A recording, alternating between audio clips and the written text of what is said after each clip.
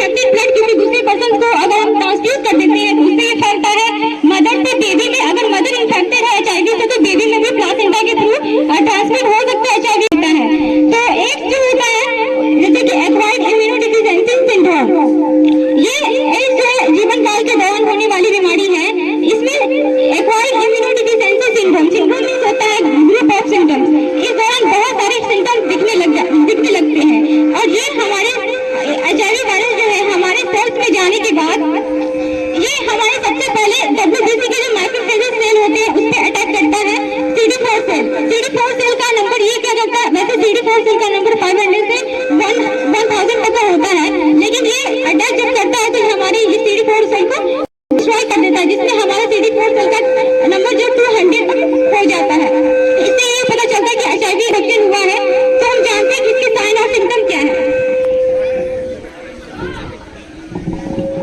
Good afternoon ma'am, sir and everyone. अब हम जानेंगे इसके साइन एवं सिम्टम्स। आपने माध्यम से देखा है इसके साइन एवं सिम्टम्स में सबसे पहले इसे 4 पार्ट में डिवाइड किया गया है। पहला इसका स्टेज होता है इनिशियल स्टेज, यानी क्या होगा जैसे सिम्टम्स दिखाई देते हैं, फीवर देता है, घबराने लगता है, मुंह में छाले आने लगते हैं, सिर में दर्द होने लगता है। ये सिम्टम्स सीरियस के बीच अगर होता है तो फिर भी हम मतलब हेल्दी ही रखते हैं, हमें पता नहीं चलता है। जैसे ये सिम्टम्स और हमारे जो ब्लड होते हैं उसमें एंटीबॉडी का निर्माण चाहिए, एंटीबॉडी का निर्माण होने लगता है। और जब ये ब्लड एंटीबॉडी जमा पड़ा है हम टेस्ट करवाते हैं तो वो टेस्ट निगेटिव ही आता है इसमें, लेकिन पता नहीं चलता है। जैसे ये होता है सेकेंड मेरा है अलक्षणिक सिम्टम्स। इस सिम्टम्स में क्या होता है हमारे क्लियरली रूप से विजिबल नहीं होते। अगर हम सेक्सुअली ट्रांसमिटेड के थ्रू आते हैं तो ये सिम्टम्स उसमें नजर आते हैं, इसमें मतलब फैला सकता है। और तीसरा मेरा होता है एड्स से रिलेटेड सिम्टम्स। इसमें क्या होता है हमारा इम्यूनिटी जो सिस्टम होता है वो वीक होने लगता है। जैसे ही इम्यूनिटी सिस्टम वीक होता है तो उसके कारण इसमें मतलब फैलने लगते हैं। जैसे हमें रात को पसीने आने लगते हैं और हमें मतलब 1 मंथ तक लगातार बुखार होते रहता है, 1 मंथ तक लगातार डायरिया होने लगता है। ये सारे सिम्टम्स इसमें दिखाई देने लगते हैं। उसके बाद जो हमारा लास्ट और सबसे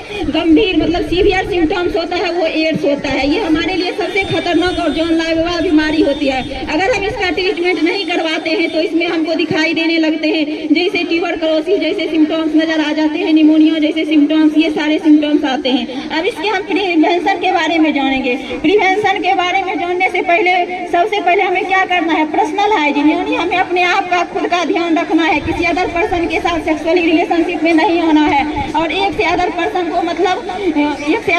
के साथ सेक्सुअली रिलेशनशिप में नहीं आना है। और उसके बाद हमें क्या करना है, जो इन्फेक्टेड सिरिंज एंड सुई है उसका दोबारा हमें यूज नहीं करना है।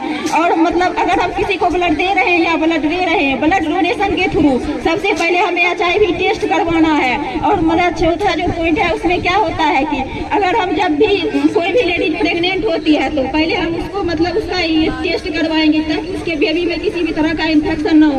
अगर हम सोसाइटी में कहीं भी जा रहे हैं वहाँ पर लोगों के मन में भ्रम होता है कि जैसे मतलब कि खाना खाने से इस सब के थ्रू फैल सकता है या हम उसको टच करते हैं इसके थ्रू, ये सारे नहीं, इन सारे भ्रम को हमें दूर करना है। ये ज्यादातर सेक्सुअली रिलेशनशिप के थ्रू फैलता है। धन्यवाद।